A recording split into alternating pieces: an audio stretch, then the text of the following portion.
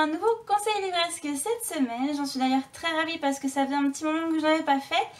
Alors voilà, j'ai réfléchi un petit peu par rapport à ce que j'allais choisir pour vous présenter aujourd'hui. Et puis finalement le choix s'est imposé de lui-même puisque finalement on en parle beaucoup avec la sortie du troisième film. Je parle bien sûr de la saga Hunger Games de Suzanne Collins.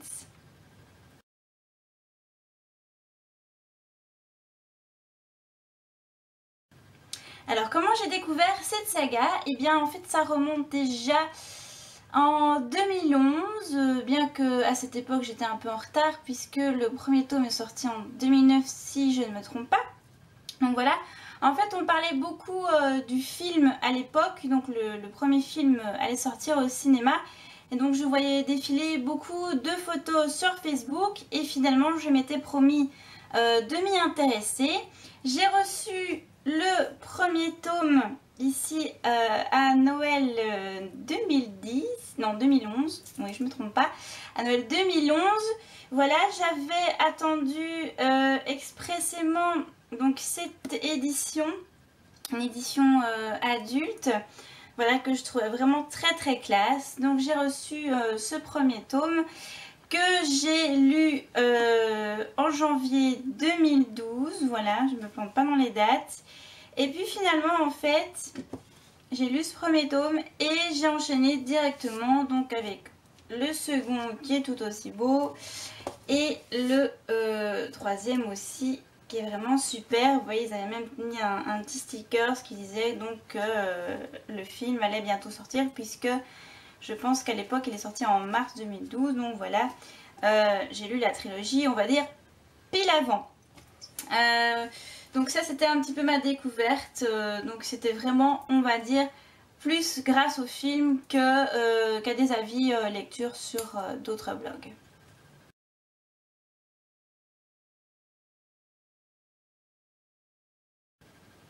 Alors pourquoi est-ce que je vous conseille cette saga? Bon, je parie que bon nombre d'entre vous l'ont déjà lu. Pour ceux qui ne l'ont pas encore fait mais qui ont vu les films ou pas d'ailleurs, voilà, moi je vous le conseille parce que c'est un univers qui est vraiment pensé de A à Z et qui fait passer de nombreux messages, je trouve.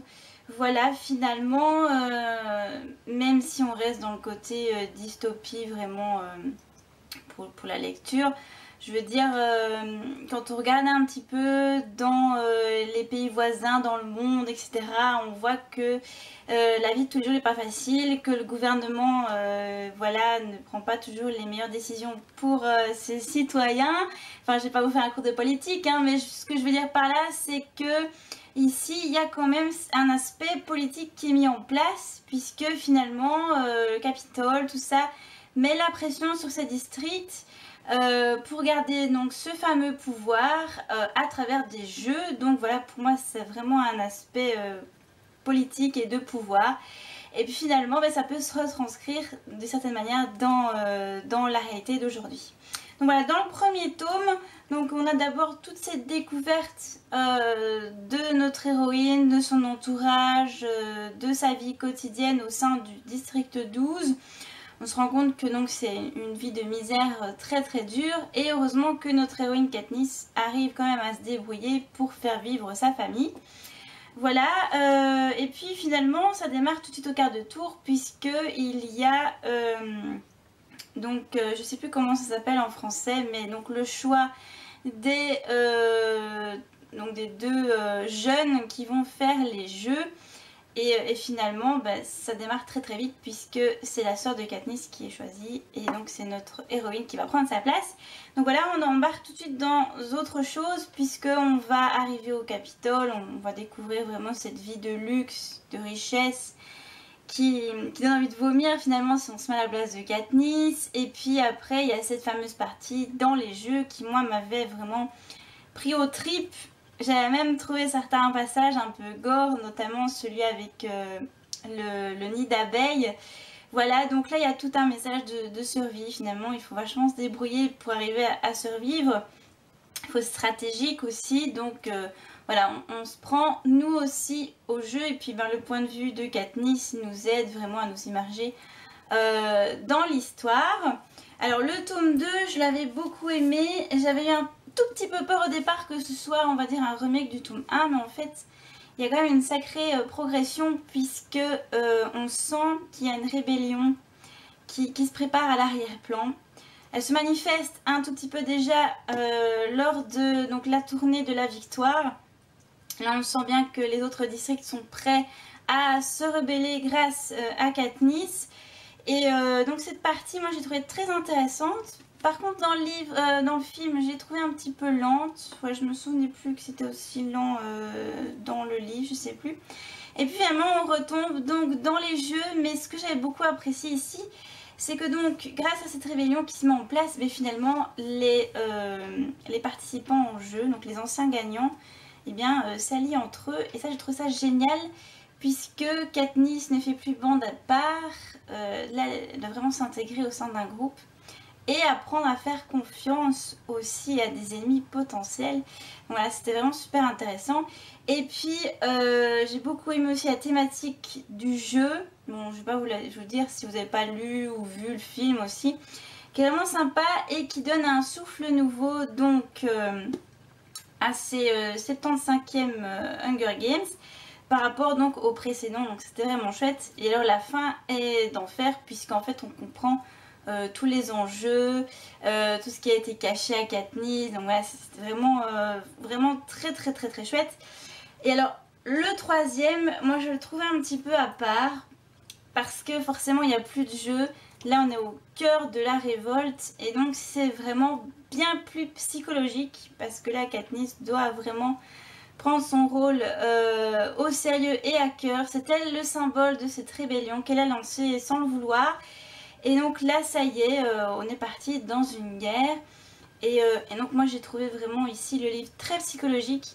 Il est assez lent au départ. Et puis, ben, à la fin, elle vous bouscule dans tous les sens. Et puis, moi, je me souviens avoir pleuré comme une madeleine à la fin. Voilà, sur certains événements. La disparition de certains personnages que j'ai apprécié énormément, mais bon, c'est comme ça.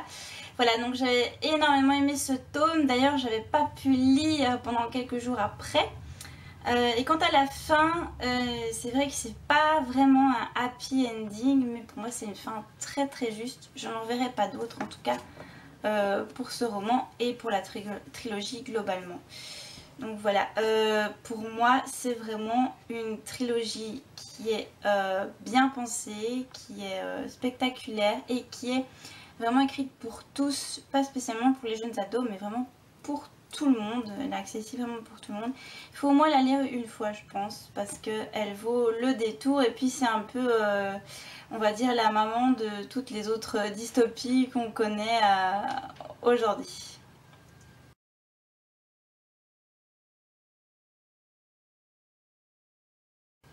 Alors niveau pratique, c'est très très simple, donc c'est une trilogie, il n'y a pas d'autres livres entre les tomes, il n'y a pas de nouvelles, etc. Donc voilà, on a donc des Hunger Games, et puis bien sûr on a Catching Fire, et on a donc Mockingjay.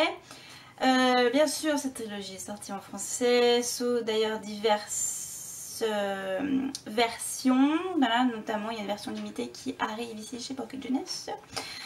Si ça vous intéresse. Et alors si vous voulez l'avoir en VO, donc vous avez la version originale, vous avez la version UK, vous avez ma version qui est donc la version classique UK aussi si je ne dis pas de bêtises.